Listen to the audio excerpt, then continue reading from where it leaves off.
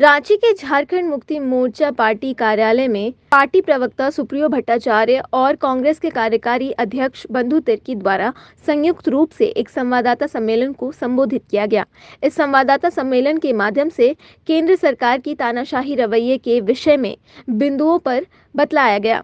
सबसे पहली बात मैं कहूँगा कि आज जो देश में जो तानाशाही का स्थिति बना हुआ है, ये पूरे देश के लोगों को एक तरफ से विचलित कर देने वाली ये राजनीति हो रही है। देश शासन कानून संविधान के तहत चलता है, लेकिन जिस तरह केंद्र की सरकार जो मोदी के नेतृत्व में चल रही है, बिल्कुल तानाशाही।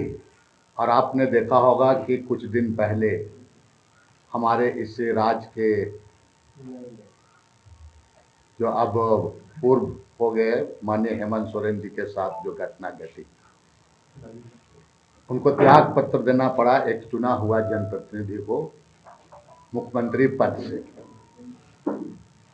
और अगर सही कहा जाए तो उनका गिरफ्तारी का भी जो आधार बनाया गया है, वो आधार कहीं से उसका कोई पुख्ता सबूत नहीं है। और इसी तरह का सेम घटना अगर आप कहेंगे तो दिल्ली के मुख्यमंत्री माननीय केजरीवाल, अरविंद केजरीवाल जी के साथ भी ये घटना घटी है। और एक चुनी हुई सरकार के साथ इसलिए भी कि हम उनके विचारधारा, उनके अनुसार अगर हेमंत सोरेन जी भी उनकी बात को आज सुना हुआ होता तो शायद ये बात नहीं होती, केजरीवाल भी सुना हुआ होता तो नहीं होता। लेकिन जिस तरह से अपने को बिल्कुल पाक साफ साबित करते हुए, मैं कह रहा हूँ भारतीय जनता पार्टी और विशेषकर मोदी का, कि उनके बीच में क्या हो रहा है नहीं हो रहा है किसी से छिपा हुआ नहीं है। ये तो आने वाला दिन में 2024 में जब चुनाव होगा और चुनाव होने के बाद सरकार हमारी बनती है केंद्र में, तो ऐसे स्थिति में कितने लोग इनके जेल चले जाएंगे ये कहा नहीं जा सकता। लेकिन पूरे चीज़ों को ढकने छुपाने की बात काम कर रही है। आज संविधान के साथ और विशेषकर जिस तरह चुनी हुई सरकार के साथ इस तरह करना, ये बिल्कुल हिटलरशाही, तानाशाही कहा जा सकता है। और राज्य के देश की जनता को आप समझने की जरूरत है।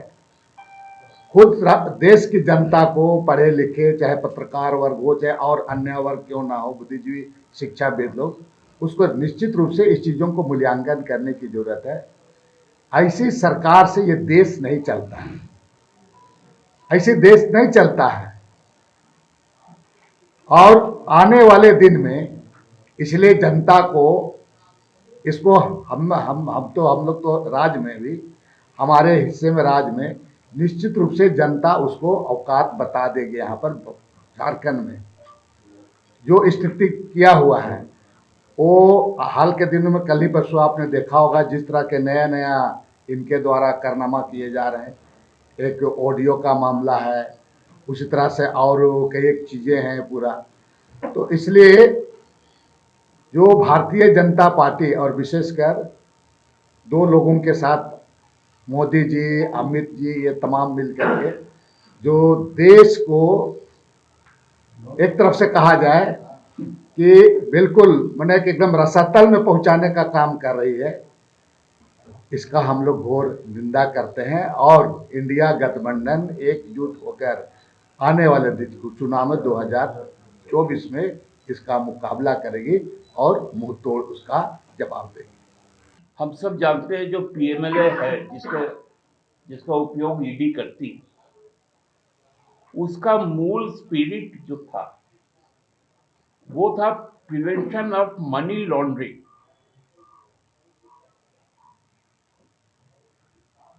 कि मनी का जहां ट्रेल हुआ उसकी जांच हो। लेकिन ये बंधुता ने कहा पहले हेमंत बाबू को और अब अरविंद केजरीवाल जी को, इनको जो उनका क्लॉज 50 है जिनमें उनको ये ताकत दी गई है कि वो कभी भी किसी को भी केवल राष्ट्रपति, राज्यपाल और उच्चतम न्यायालय के मुख्य न्यायाधीश, तीन को छोड़ के किसी को भी कभी भी अरेस्ट कर सकती। लेकिन जो मनी ट्रेड हुआ इलेक्शन बॉन्ड के द्वारा, जिसके पुख्ते आधार बने, हमारे यहां आधार क्या बना? एक भुइयरी जमीन का बात आया 8.5 एकड़ का, जो दाखिल खरीज अभी भी एक पाहन के पास है। वहां मनी ट्रेड कहीं नहीं है, लेकिन पीएमएलए के तहत उनकी गिरफ्तारी हुई, जो 2 साल से आपके लोगों के साथ जो कथित शराब घोटाले की बात हो रही है, उसमें कहा जा रहा है कि 100 से 300 करोड़ का मनी ट्रेडिंग, लेकिन मनी ट्रेड कहीं नहीं हुआ, एक पैसा बरामद नहीं हुआ। और जब इलेक्ट्रल बॉन्ड सामने आ गया, तो जो सरकारी गवाह है, अरविंदो फार्मा का मालिक, उसके द्वारा इलेक्ट्रल बॉन्ड एक जब शराब नीति बन रही थी तब दिए गए थे भाजपा को, आपको एक भी नहीं। और जब उनको जमानत दे दी गई, उसके बाद 40 करोड़ रुपए और दिए गए। तो जहां मनी ट्रेडिंग है, वहां कार्रवाई नहीं है। कार्रवाई है कि लोकतंत्र को समाप्त करो, चुनाव को एक तरफा करो। हमने देखा कि पिछले दिनों कांग्रेस के राष्ट्रीय स्तर के नेतागण, उनके वर्तमान अध्यक्ष और 2 पूर्व अध्यक्ष कोषाध्यक्ष के साथ एक साथ आए और 30 साल पुरानी इनकम टैक्स की बात, और उनके खाते सीज कर लिए गए, फ्रीज कर लिए गए, जिसमें 150 करोड़ रुपए भारत सरकार को दे दिए गए, उसको डाइल्यूट कर दिया गया, और 265 करोड़ रुपए इनके अकाउंट का फ्रीज करके रख लिया। कारण क्या दिखाया गया कि 30 साल पहले सीताराम केसरी के जमाने में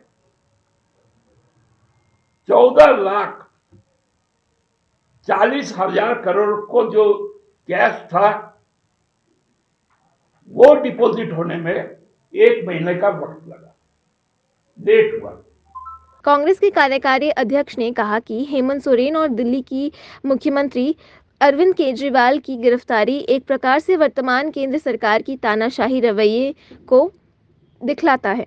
आगामी लोकसभा चुनाव में यदि इंडिया गठबंधन की सरकार बनती है तो केंद्र के सभी सत्ताधारी पार्टियों के नेता सलाखों के पीछे होंगे। जिस प्रकार से भारतीय जनता पार्टी नए कारनामे करते हुए होली के दिनों में ऑडियो वायरल या फिर अन्य विषय उठा रही है, इससे देश को धरातल पर पहुंचने का मार्ग प्रशस्त है। वहीं झारखंड मुक्ति मोर्चा महासचिव व प्रवक्ता सुप्रियो भट्टाचार्य ने कहा कि इलेक्टोरल बॉन्ड या फिर अकाउंट फ्रीज होने की बात हो रही है। ये सीधे तौर पर राजनीतिक पार्टियों के फंड पर डाका डालने का प्रयास किया जा रहा है। जिस प्रकार से लगातार देश के संविधान पर हमला हो रहा है, इसे लेकर हमारी मांग है कि राष्ट्रपति संज्ञान लें।